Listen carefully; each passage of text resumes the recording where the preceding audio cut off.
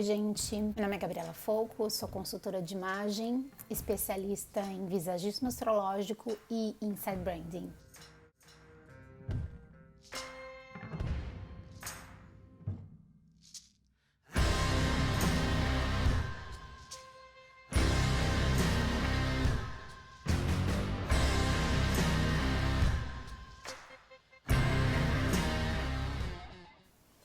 Eu vim aqui hoje falar sobre a imagem, mas a imagem do nosso país. Como tive esse despertar, eu não consigo pensar que isso não tem a ver comigo. As pessoas, por exemplo, que moram... Eu tô aqui no Morumbi, eu moro do lado da favela da Paraisópolis, o sistema educacional, que é o sistema de saúde pública, enfim, que não me afeta e também não é responsabilidade minha.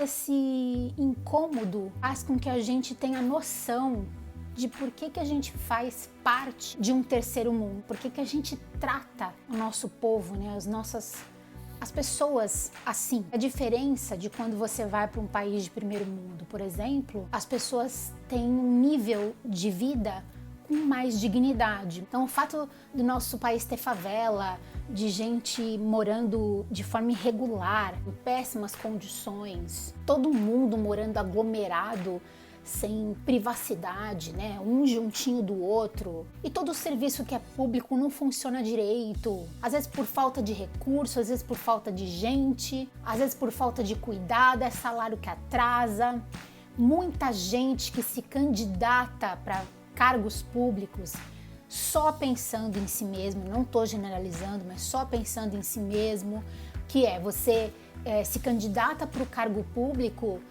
porque você quer, na verdade, fazer a sua vida. Aí você escuta coisas assim, que gente que mora em favela é vagabundo, só em favela, mas na margem da sociedade, que não querem nada com a vida, que não se esforçam para ter uma vida melhor. Aí outros olham para o sistema público, que é enfraquecido, que funciona mal, olham aquilo e dizem, mas tem que privatizar, só assim acaba essa bagunça, esse sistema corrupto. Provavelmente, nessa nova era de Aquário, vários despertares vão acontecer. Se não aconteceu com você ainda vai acontecer. Quando você tem o despertar, você começa a perceber que esses problemas são nossos problemas. Não é um problema do Brasil, não é um problema do governo, é como se a gente estivesse na nossa casa e tudo que não funciona na nossa casa é nosso problema. Por exemplo, as favelas que se alastram cada vez mais, porque as pessoas estão cada vez mais dificuldade, moradia, emprego, de conseguir trabalhos que consigam se sustentar e até entrar dentro do sistema onde as pessoas se sintam respeitadas, acolhidas, que é esse miolo fora da margem, onde a gente jogou as pessoas ali. Isso aqui em São Paulo, tá, gente? O meu conhecimento é aqui de São Paulo, porque é onde eu vivo. Aí quando a gente fala das margens, pode ser não necessariamente geográfico. É uma sensação de que as vidas não se misturam, né? Eu não sei se vocês se lembram um seguinte fato que a gente acaba esquecendo depois que a gente entra no sistema capitalista, que é um sistema bem competitivo e tem que arrecadar o máximo de recurso para poder devolver para o sistema para que ele continue funcionando. E aí o que a gente acaba fazendo? A gente acaba se entretendo de outras coisas e fica focando só nesse sistema circular ali, e a gente acaba não pensando em outras coisas. A gente delega para o governo, delega para as pessoas que a gente vota e acaba não participando de nada. Em 13 de maio de 1888, a princesa Isabel assinou a abolição da escravatura. Só que a gente precisa lembrar de qual foi a situação. A Inglaterra era tipo os Estados Unidos. Era muito rica, era uma potência financeira, né? Colônias, inclusive, tinha colônias praticamente no mundo inteiro. Pressionou muito o Brasil e Portugal para acabar com a escravidão. Só que o que acontece? Portugal e o Brasil, além de manter esse esquema, eles tinham uma cultura estrutura da escravidão, não era uma questão de status, né, você ter um escravo. A Inglaterra pressionando a cortar relações comerciais, ou inclusive ameaçando de guerra. De uma potência como a Inglaterra entrando em guerra com Brasil e Portugal, quer dizer, ia perder com certeza. A princesa Isabel assina a abolição, entrega para a Inglaterra, só que debaixo dos panos ainda continua a escravidão. Era de interesse dos escravagistas fazerem com que essas pessoas continuassem trabalhando com preço muito baixos. Até porque, gente, vamos lembrar de uma coisa: a escravidão acabou. Aí a sensação que você tem, ai que linda, a escravidão acabou, todos felizes. Não, eles não tinham onde morar, eles não tinham roupa para vestir, eles não tinham onde comer.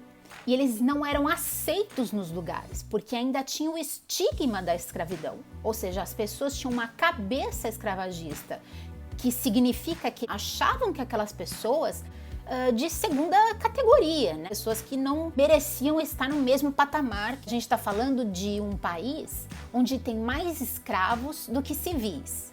Civil, que eu estou dizendo, são pessoas registradas ali como pessoas. Os escravos não eram registrados, eles não eram considerados como pessoas. Você tem milhões miseráveis, sem moradia, de rua. A gente traficou essas pessoas, a gente forçou elas virem para cá, escravizamos essas pessoas, usufruímos do trabalho delas forçadamente, humilhamos essas pessoas e as famílias delas, os ancestrais delas, porque ficaram aqui durante 300 anos, nessas condições. Quando você tem um império, depois o sistema presidencialista, você tem alguns programas, e aí, lógico, a cabeça escravagista vai dizer que isso é esmola.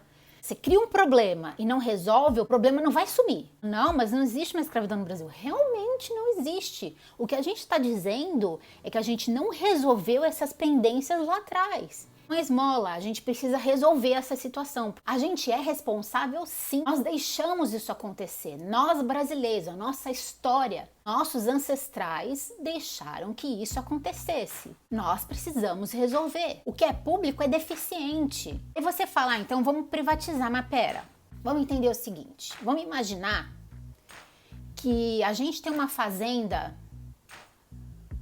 uma terra muito frutífera. Aí a gente contrata um monte de gente, desde a plantação até um administrador, para fazer tudo pra gente, fazer aquilo funcionar e dar uma bela de uma renda pra gente. Só que aí enquanto as pessoas fazem o trabalho delas, você tá se entretendo com outra coisa, porque você tá confiando ali que as pessoas estão fazendo o trabalho delas. De repente, com o passar do tempo, você percebe que você não está ganhando nada. Quando você vai ver, tem gente que está saindo mais cedo, tem gente que está trabalhando o dobro por causa das pessoas que estão saindo mais cedo, tem gente que está deixando a plantação apodrecer porque não está colhendo na hora certa, o administrador está desviando dinheiro. Você tem 3 opções. Uma, você vai esperar um Messias aparecer, um baita de um administrador chegar e falar, não, eu vou resolver todos esses problemas. É um líder e vai, com certeza, transformar sua fazenda no maior recurso possível. Ah, não, tem que vender porque as pessoas são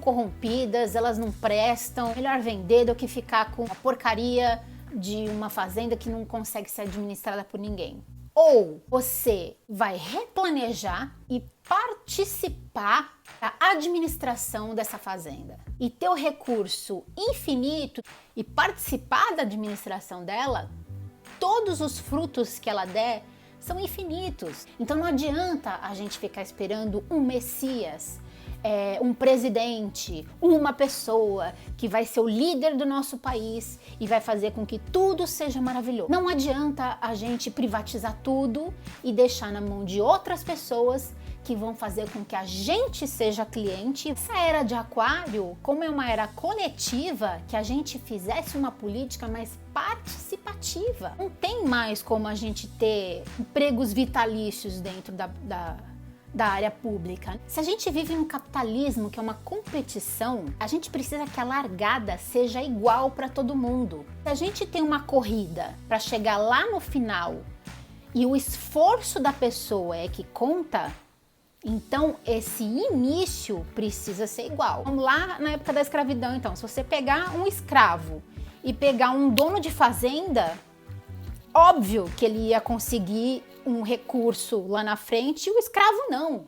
A gente precisa sim reconhecer o nosso erro lá de trás, contribuir para que essas pessoas vivam com dignidade até que a gente chegue nessa pista de largada.